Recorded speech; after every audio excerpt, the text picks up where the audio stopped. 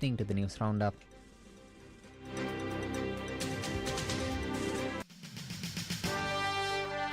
The top story on Gold FM.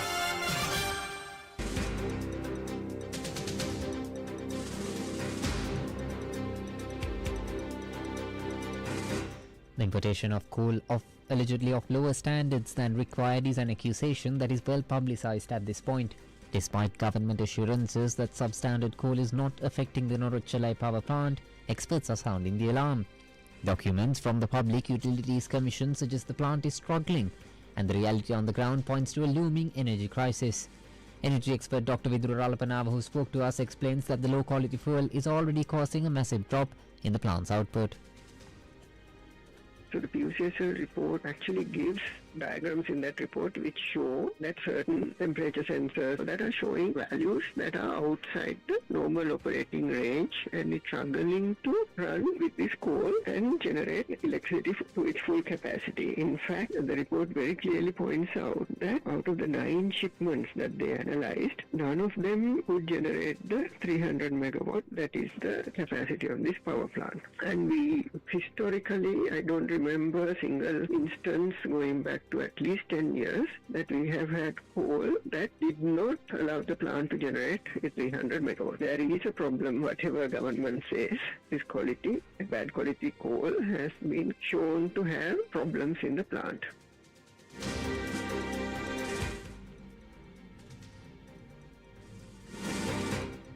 The substandard coal is physically damaging the machinery. Because it lacks the proper grindability, it's clogging the very systems designed to feed the generator.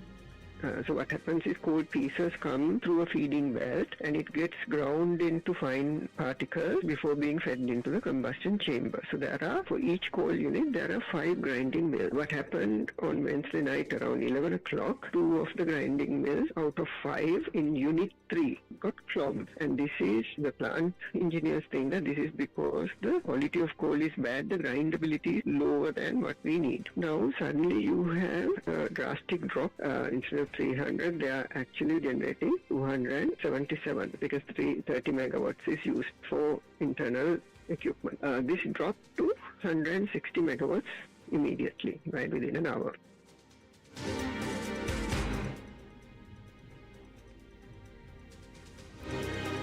Confounding these mechanical failures is a ticking clock on the supply chain. The government insists the required coal is on its way, but with global shipping disrupted by war, Dr. Ralapanava points out the sheer math of getting enough shipments to the island has already collapsed.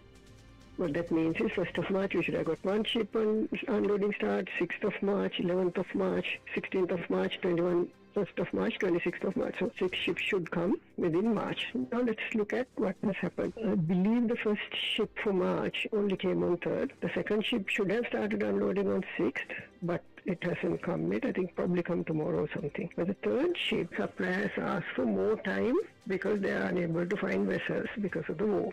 Sail from South Africa on the 11th. It takes 14 days for it to reach Sri Lanka. So that means the earliest we can start unloading ship number 3 out of 6 that has to be unloaded in March. We'll only start unloading it on 25th of March.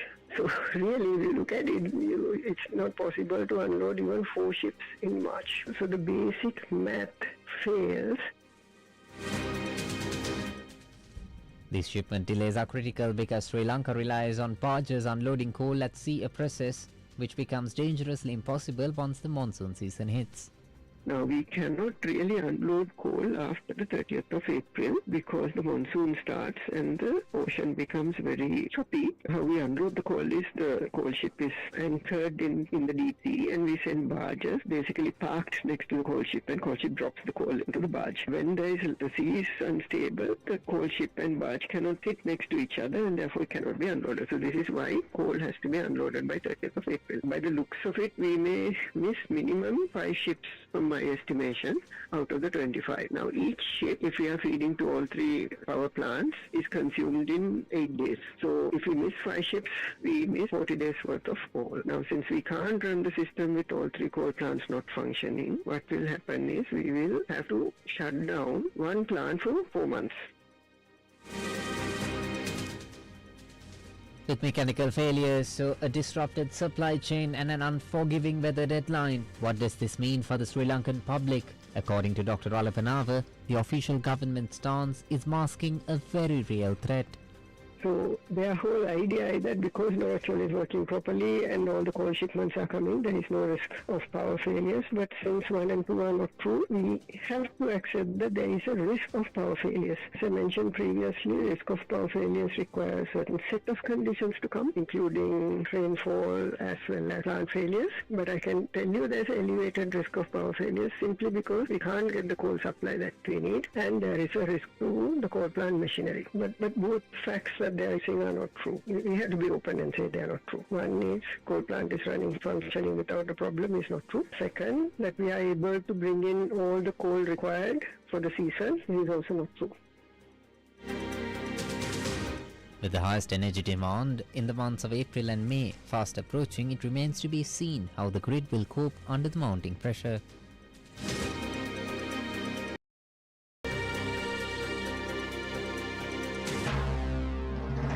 This is the local news on Gold FM.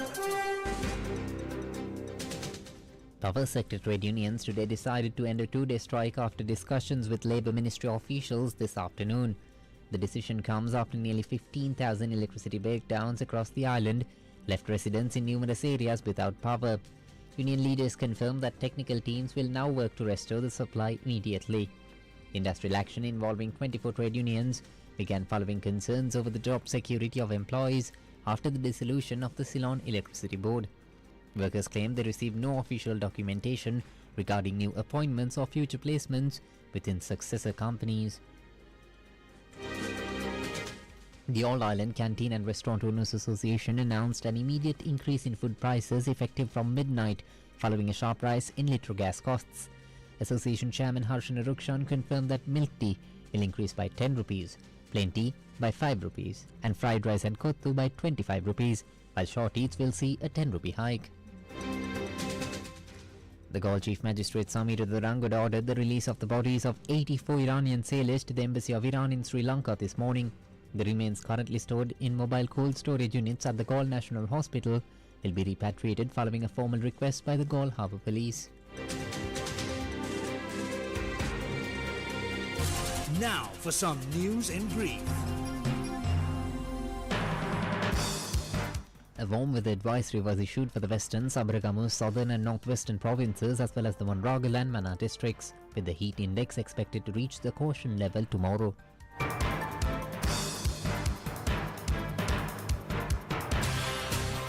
The business news on Gold FM.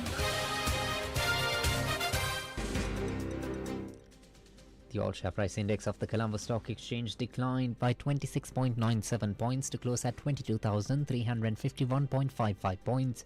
The S&P SL20 index also declined 0.72 points to close at 6,279.70 points. Total market turnover was 4.3 billion rupees.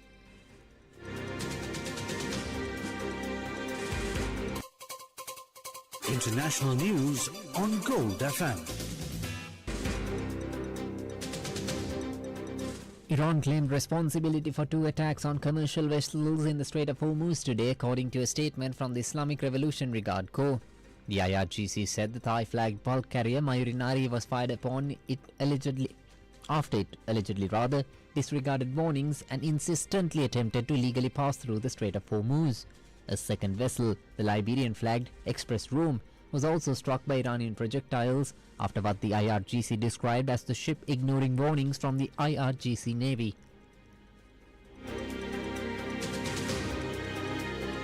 Entertainment news on Gold FM. Italy acquired a rare portrait by Baroque master Caravaggio for €30 million, marking one of the largest sums the state ever paid for a single artwork. The Culture Ministry confirmed the purchase of the 1598 painting yesterday.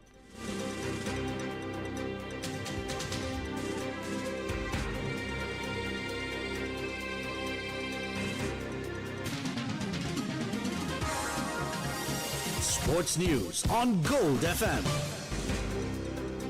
The Afghanistan Cricket Board confirmed the postponement of the upcoming white ball series against Sri Lanka today due to the escalating military conflict. Chief Executive Nasib Khan cited severe disruptions to flights and logistics alongside regional instability as the primary reasons for the delay. That's all the news for now. Stay tuned to Gold FM for the latest updates. This is Avinindra Soma for Gold FM News.